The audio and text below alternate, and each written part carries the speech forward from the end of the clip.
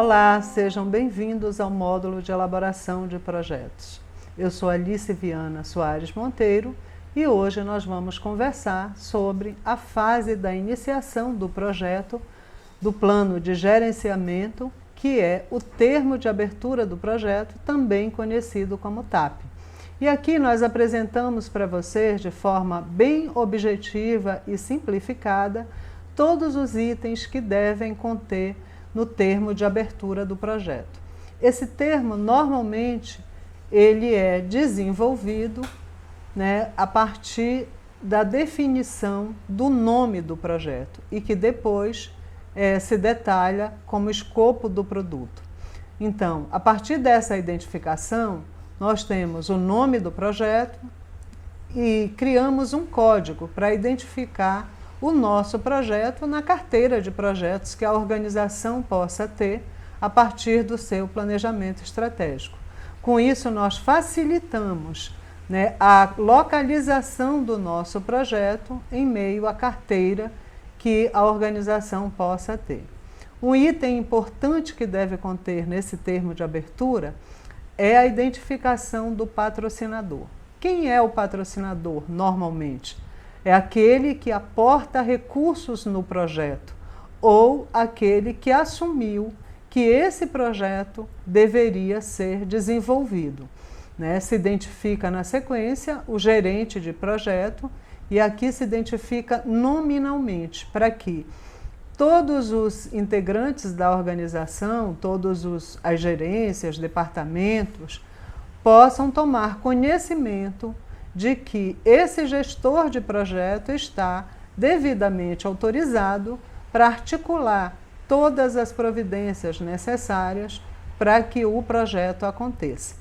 Um item importante nesse processo de identificação e que vai subsidiar um plano de comunicações e de articulação com todos os interessados do projeto é a identificação dos stakeholders ou partes interessadas no projeto. Quem são esses stakeholders? São todos aqueles que, direto ou indiretamente, estão envolvidos ou são beneficiados ou influenciam no desenvolvimento desse projeto.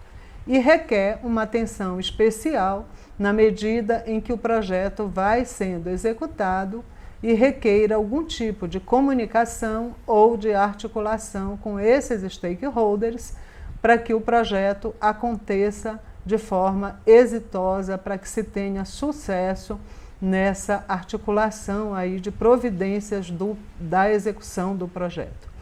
A partir daí se passa a descrição do projeto. De forma sucinta se descreve o que é esse escopo do projeto e ao que o projeto se propõe.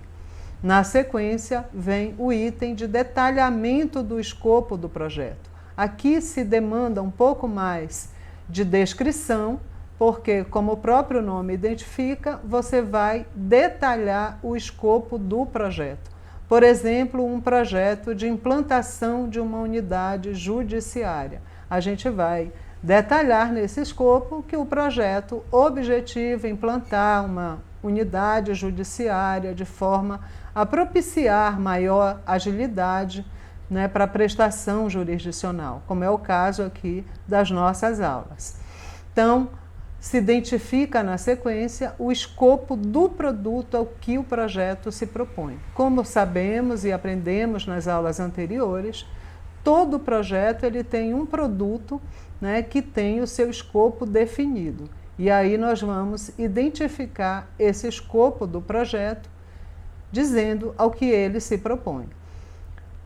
Na sequência se identifica o não escopo do projeto. O que é o não escopo? É aquilo que não faz parte do escopo geral do projeto. Um projeto de implantação de uma unidade judiciária, por exemplo, que preveja no seu escopo que vão ser capacitados os servidores, que vão ser adequados os espaços físicos, pode ter como não escopo, exemplificando melhor, aí a capacitação dos servidores em determinada ferramenta de projeto, ou a construção de um prédio para que aquele projeto seja implantado.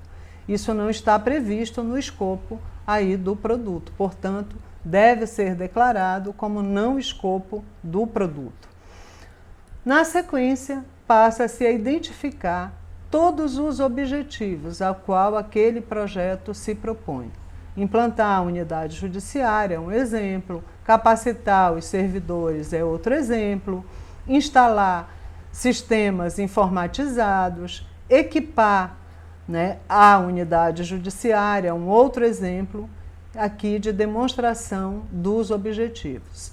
Na sequência, se passa a descrever as premissas do projeto. O que são as premissas? As premissas são todos os pressupostos considerados verdades para esse projeto. Nesse exemplo que nós citamos, de implantação de uma unidade judiciária, uma premissa é garantir a qualidade da prestação jurisdicional, por exemplo, dar agilidade e produtividade à prestação jurisdicional é um outro exemplo. Na sequência, passamos a descrever, então, o que são as restrições, né, desse projeto. São as situações que podem afetar diretamente ou indiretamente o projeto. E, normalmente, essas restrições, elas têm uma relação aí de condicionantes para que esse projeto não tenha problemas, para que esse projeto não seja afetado. Então, sequenciando, nós temos a elaboração da justificativa. O que é a justificativa? São os fundamentos de base que esse projeto se propõe a desenvolver, né? Então, justifica-se aqui a importância de, por exemplo, se construir essa unidade judiciária, ou se implantar, melhor dizendo, que é o objeto do nosso exemplo, a unidade judiciária em questão. Então, todos os fundamentos que justificam essa implantação devem constar de forma objetiva na justificativa. Na justificativa, não se pretende escrever, né, de forma muito detalhada, mas sim fundamentar a necessidade desse projeto ou da implantação desse serviço que o projeto se propõe.